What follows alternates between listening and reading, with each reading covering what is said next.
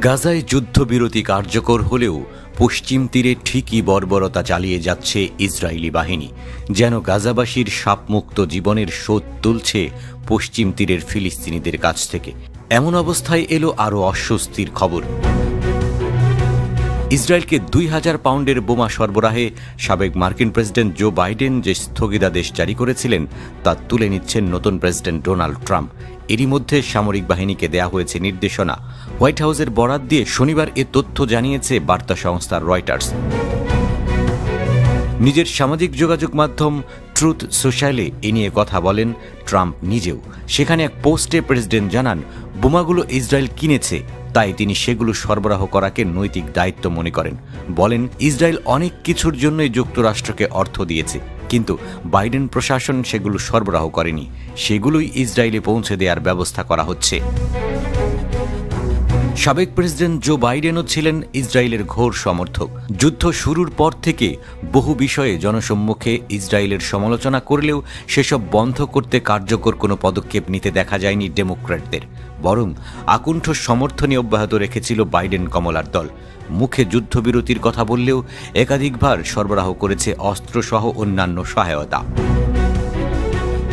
এমনকি ইসরায়েলি প্রধানমন্ত্রী Benjamin Netanyahu ও দেশটির সাবেক প্রতিরক্ষা মন্ত্রী ইয়োভ গ্যালান্তের বিরুদ্ধে গ্রেপ্তারি পরোয়ানা জারি করায় উঠেছিল আন্তর্জাতিক অপরাধ আদালতের উপর নিষেধাজ্ঞা দেওয়ার কথাও।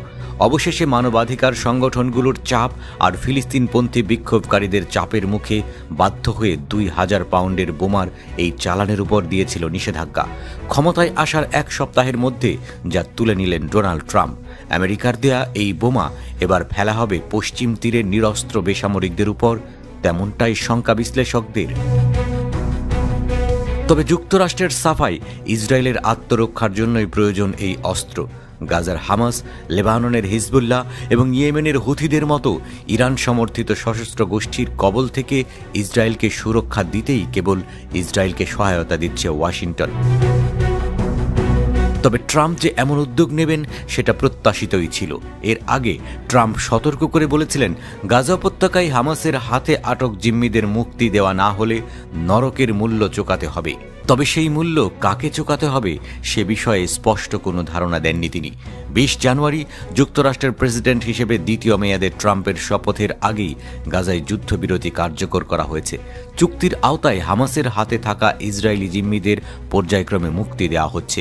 ইসরায়েলও কারাগারে আটকে থাকা ফিলিস্তিনিদের মুক্তি দিচ্ছে।